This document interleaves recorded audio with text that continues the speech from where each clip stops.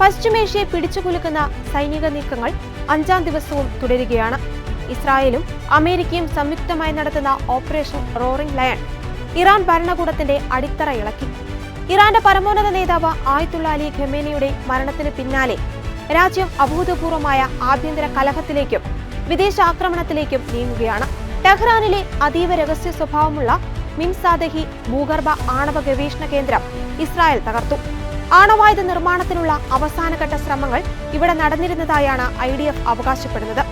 കൊല്ലപ്പെട്ട അലി ഖമേനിയുടെ മൃതദേഹം പൊതുദർശനത്തിന് വെച്ചിരിക്കുമ്പോൾ തന്നെ മറുവശത്ത് ഇറാനിയൻ സ്ത്രീകൾ ഖമേനിയുടെ മരണത്തെ പരിഹസിച്ച് നൃത്തം ചെയ്യുന്ന വീഡിയോകൾ സാമൂഹിക മാധ്യമങ്ങളിൽ തരംഗമാവുകയാണ്. പതിറ്റാണ്ടുകളായുള്ള അടിച്ചമർത്തലിൽ നിന്നുള്ള മോചനമായാണ് വലിയൊരു വിഭാഗം ജനങ്ങളും ഇതിനെ കാണുന്നത്. ഇറാനിലെ നിയമപ്രകാരം പെൺകുട്ടികളെ 13ാം വയസ്സിൽ വിവാഹം ചെയ്യാം. പിതാവിന്റെയോ മുത്തച്ഛന്റെയോ അനുവാദമുണ്ടെങ്കിൽ അതിലും കുറഞ്ഞ പ്രായത്തിൽ വിവാഹം കഴിക്കുവാനും നിയമം അനുവദിക്കുന്നുണ്ട്. വിവാഹശേഷം ഒരു സ്ത്രീ അവരുടെ ഭർത്താവിന്റെ ഒരു ഭൗതിക സ്വത്തായാണ് പരിഗണിക്കപ്പെടുന്നത്. ഭർത്താവിന്റെ അനുവാദമില്ലാതെ വീടിന് പുറത്തിറങ്ങുവാനോ യാത്ര ചെയ്യുവാനോ ജോലിക്ക് പോകാനോ പോലും സ്ത്രീകൾക്ക് അനുമതിയില്ല. പാസ്പോർട്ട് ലഭിക്കണമെങ്കിലും വിദേശയാത്ര നടത്തണമെങ്കിലും വിവാഹിതയായ ഒരു സ്ത്രീക്ക് ഭർത്താവിന്റെ രേഖാമൂലമുള്ള അനുമതി നിർബന്ധമാണ്. പുരുഷന്മാർക്ക് യാതൊരു കാരണവുമില്ലാതെ ഭാര്യയെ വിവാഹമോചനം ചെയ്യുവാൻ അവകാശമുള്ളപ്പോൾ സ്ത്രീകൾക്ക് കോടതി വഴി വിവാഹമോചനം നേടുക എന്നത് അങ്ങേയറ്റം പ്രയാസകരമായ ഒന്നാണ്. സ്റ്റേഡിയങ്ങളിൽ കയറി കായിക മത്സരങ്ങൾ കാണുന്നതിന് പോലും ഇറാനിൽ സ്ത്രീകൾക്ക് കർശന നിയന്ത്രണങ്ങളുണ്ട്. പൊതുസ്ഥലത്ത് നിർബന്ധമായും ഹിജാബ് ധരിച്ചിരിക്കണം. ഇത് ലംഘിക്കുന്നവരെ മോറൽ പോലീസ് ക്രൂരമായി മർദ്ദിക്കുകയും ജയിലിൽ അടയ്ക്കുകയും ചെയ്യും. കോടതികളിൽ ഒരു സ്ത്രീയുടെ സാക്ഷിമൊഴിക്ക് പുരുഷന്റെ മൊഴിയുടെ പകുതി മൂല്യം മാത്രമേ നൽകുകയുള്ളൂ. അതായത് ഒരു പുരുഷന്റെ മൊഴിക്ക് തുല്യമാകാൻ 2 സ്ത്രീകളുടെ മൊഴി വേണം. ഈ സാഹചര്യത്തിലാണ് ഒരു ജനാധിപത്യ രാജ്യമായ ഇന്ത്യയിൽ നിന്നുകൊണ്ട് പലരും ഇതിനെ അനുകൂലിക്കുന്നത്.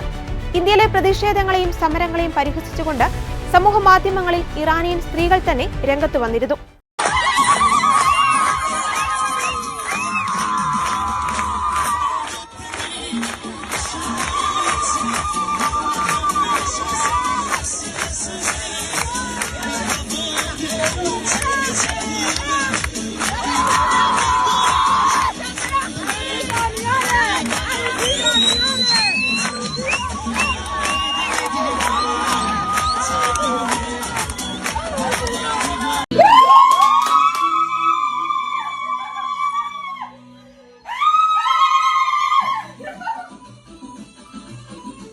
ഖമേനിയുടെ മരണത്തിൽ രാജ്യം ദുഃഖിക്കണമെന്ന് ഭരണകൂടം ആഗ്രഹിക്കുമ്പോൾ ഇറാനിയൻ സ്ത്രീകൾ തെരുവിൽ നൃത്തം ചെയ്യുന്നത് ലോകത്തിന് നൽകുന്ന സൂചന വ്യക്തമാണ്. തോക്കിൻ മുനയിൽ പിടിച്ചു നിർത്തിയ ഒരു ഭരണകൂടത്തോട് ജനങ്ങൾക്കുള്ള വെറുപ്പാണ് അവിടെ പ്രകടമാകുന്നത്. ലോകരാജ്യങ്ങൾ പലപ്പോഴും രാഷ്ട്രീയ കാരണങ്ങളാൽ ഈ ക്രൂരതകൾക്ക് നേരെ കണ്ണടയ്ക്കുകയാണെന്ന് മനുഷ്യാവകാശ സംഘടനകൾ ആരോപിക്കുന്നു. ഖമേനിയുടെ മരണശേഷം ഇറാനിൽ പുതിയൊരു ഭരണക്രമം വരുമ്പോൾ ഇത്തരം കരിനിയമങ്ങളിൽ മാറ്റം വരുമോ എന്നാണ് ഇപ്പോൾ ലോകം ഉറ്റുനോക്കുന്നത്. അതേസമയം ഖമേനിയുടെ പിൻഗാമിയായി ആര് വന്നാലും ഇസ്രായേലിന് ഭീഷണിയാണെങ്കിൽ അവരെയും വധിക്കുമെന്ന് പ്രതിരോധ മന്ത്രി ഇസ്രായേൽ കാറ്റ്സ് പ്രഖ്യാപിച്ചിരുന്നു. അതോടൊപ്പം ഹിസ്ബുള്ളകൾ ഇസ്രായേലിനെ ആക്രമിച്ചതോടെ തെക്കൻ ലെബനനിലെ 16 ഗ്രാമങ്ങളിലുള്ളവരോട് അടിയന്തരമായി വീടുകൾ ഒഴിഞ്ഞു പോകുവാൻ ഇസ്രായേൽ സൈന്യം നിർദ്ദേശം നൽകിയിട്ടുണ്ട്. ഹിസ്ബുള്ള കേന്ദ്രങ്ങൾ ലക്ഷ്യമിട്ട് വൻ വ്യോമാക്രമണം നടത്താൻ ഇസ്രായേൽ പദ്ധതിയിട്ടതിന്റെ സൂചനയാണിത്.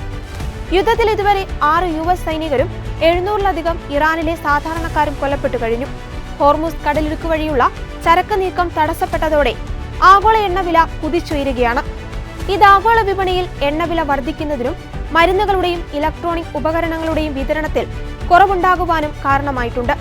ചൈന ഉൾപ്പെടെയുള്ള രാജ്യങ്ങൾ തങ്ങളുടെ പൗരന്മാരെ ഇറാനിൽ നിന്ന് ഒഴിപ്പിച്ചു വരികയാണ്. ഇറാൻ ചർച്ചകൾക്ക് തയ്യാറാകാതെ വരുന്നതോടെ വരും ദിവസങ്ങളിലും യുദ്ധം തുടരാനാണ് സാധ്യത.